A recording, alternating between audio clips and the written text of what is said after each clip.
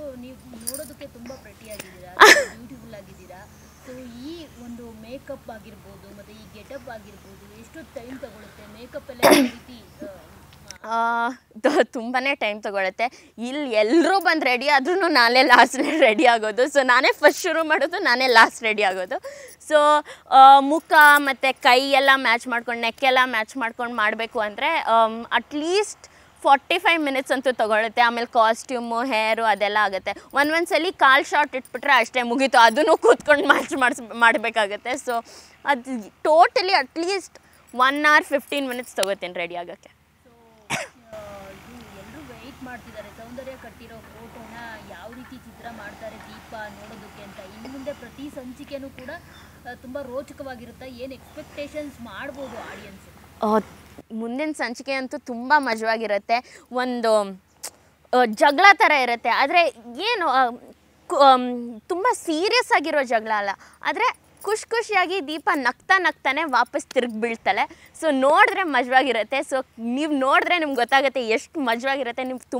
ನಿಮ್ಗೆಲ್ರಿಗೂ ತುಂಬ ನೀವೆಲ್ಲರೂ ಇದನ್ನು ತುಂಬ ಇಷ್ಟಪಡ್ತೀರಾ. ಸೊ ನೀವು ಮಾಡ್ತಿರೋ ರೋಲ್ ಏನಿದೆ ಅದು ಸಮಾಜದಲ್ಲಿ ಸಾಕಷ್ಟು ಹೆಣ್ಮಕ್ಳು ಫೇಸ್ ಮಾಡ್ತಿರುವಂಥ ರೋಲು. ಅಂದರೆ ಈ ಕಪ್ಪು ಆಗಿರೋದಿರ್ಬೋದು. ಸೊ ಎಲ್ಲರೂ ಫೇಸ್ ಮಾಡ್ತಿದ್ದಾರೆ ಸಾಕಷ್ಟು ಜನ. ಜೊತೆಗೆ ಅವ್ರಿಗೆ ಗಂಡನ ಮನೇಲಿ ಏನಾದರೂ ತೊಂದರೆ ಆದರೆ ತವ್ರ ಮನೆಗೆ ಹೇಳ್ಕೊಳ್ಳೋದಿಲ್ಲ. ಎಲ್ಲಿ ಅವರು ನೋವಾಗುತ್ತೋ ಅನ್ನೋದನ್ನ ಇದರಲ್ಲಿ ಯಾರೂ ಹೇಳ್ಕೊಳ್ಳೋದಿಲ್ಲ. ಸಮಯ ಬಂದಾಗ ಮಾತ್ರ ಹೇಳ್ತಾರೆ. ನಿಮ್ಮ ಪಾತ್ರ ಕೂಡ ಅದೇ ರೀತಿ ಪ್ಲೇ ಆಗ್ತಿರುವಂಥದ್ದು. ಸೊ ಅಂಥವ್ರಿಗೆಲ್ಲ ಆ ಥರ ಫೇಸ್ ಮಾಡ್ತಿರೋರಿಗೆ, ಪ್ರಾಬ್ಲಮ್ಸ್ ಇರೋರಿಗೆ ಏನು ಹೇಳೋದಕ್ಕೆ ಬಯಸ್ತಾರೆ ದಿಯಾ ಅಂತ? ದೀಪ ಇದು ಒಂದೇ ಹೇಳೋಕ್ಕೆ ಬಯಸ್ತಾರೆ, ನಿಮ್ಮನ್ನು ಪ್ರೀತಿ ಮಾಡೋರ ಹತ್ರ ಹಂಚ್ಕೊಳ್ಳಿ. ನಿಮಗೆ ಲೈಟಾಗಿ ಫೀಲ್ ಆಗುತ್ತೆ. ನಿಮ್ಮನ್ನು ಪ್ರೀತಿ ಮಾಡೋರ ಹತ್ರ ಹಂಚ್ಕೊಳ್ಳಿ. ಅದಾದಮೇಲೆ ನಿಮ್ಮ ಕಾಲ ಮೇಲೆ ಗಟ್ಟಿಯಾಗಿ ನಿಂತ್ಕೊಳ್ಳಿ. ಏನೇ ಆದರೂ ನೀವು ಸರಿ ಅಂತ ಅಂದ್ಕೊಂಡಿದ್ರೆ ನೀವು ನಿಮ್ಮ ಕಾಲ ಮೇಲೆ ಗಟ್ಟಿಯಾಗಿ ನಿಂತ್ಕೊಂಡು ಅದನ್ನು ಎದುರಾಕಿ. ಸದ್ಯಕ್ಕೆ ದೀಪಾಗೆ ಭುವನ್ ಮೇಲೆ ಏನಾದರೂ ಪ್ರೀತಿ ಚಿಗುರಿದೆಯಾ, ಹೇಗೆ ಏನು ಅಂತ? ಅವ್ರನ್ನ ಫಸ್ಟು ಸೌಂದರ್ಯನ ಬದಲಾಯಿಸೋದಕ್ಕಿಂತ ತನ್ನ ಗಂಡನನ್ನೇ ತನ್ನತ್ತ ಒಲಿಸ್ಕೊಳ್ಳೋಕ್ಕೆ ಟ್ರೈ ಮಾಡ್ತಾಳ, ಹೇಗೆ ಏನು ಅಂತ? ದೀಪನ್ಗೆ ಚಿರು ತಾಳಿ ಕಟ್ಟ ಮೇಲೆ ಗಂಡ ಅಂತ ಒಪ್ಕೊಂಡ್ಬಿಟ್ಟಿದ್ದಾಳೆ. ಅವಳ ಅನಿಸಿಕೆ ಏನಂದರೆ ಒಂದು ಸಲ ತಾಳಿ ಕಟ್ಟ ಮೇಲೆ ಅವನೇ ನನ್ನ ಗಂಡ. ಸೊ ಅಫ್ಕೋರ್ಸ್ ದೀಪಂಗೆ ಚಿರು ಕಂಡ್ರೆ ದೀಪನ್ನ ಹೆಂಡತಿಯಾಗಿ ಒಪ್ಕೋಬೇಕು ಅಂತ ತುಂಬಾ ಆಸೆ ಇದೆ. ಅದನ್ನು ಪಡ್ಕೊಳ್ಳೋಕ್ಕೆ ಅವಳು ಪ್ರಯತ್ನ ಪಡ್ತಾನೆ ಇರ್ತಾಳೆ, ಆಗೋವರೆಗೂ ಪ್ರಯತ್ನ ಪಡ್ತಾನೆ ಇರ್ತಾಳೆ.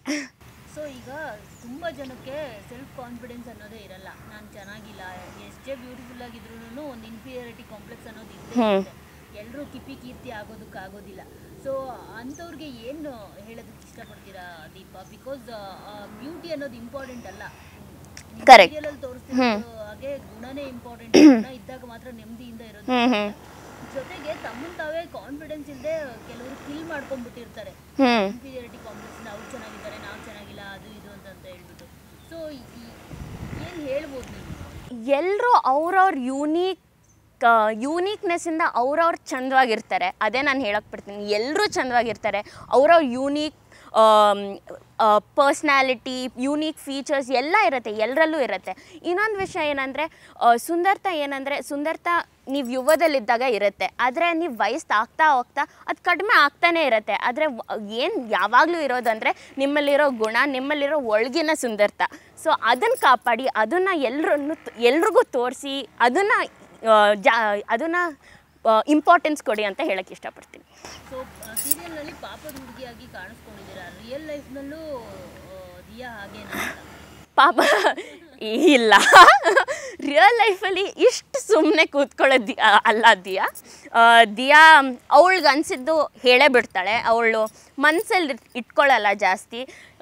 ಏನಾದರೂ ತಪ್ಪು ಅಂದರೆ ತಪ್ಪು ಅಂತ ಹೇಳಿಬಿಡ್ತಾಳೆ. ಸೊ ಅದು ದಿಯಾ ಕ್ಯಾರೆಕ್ಟರ್. ಒಂದು ಸ್ವಲ್ಪ ತಪ್ಪು ಅಂದರೆ ತಪ್ಪು, ಅವಳಿಗೆ ಅನಿಸಿರೋ ಪ್ರಕಾರ ತಪ್ಪು ಅಂದರೆ ಹೇಳ್ತಾಳೆ, ಸರಿ ಅಂದರೆ ಒಪ್ಕೋತಾಳೆ.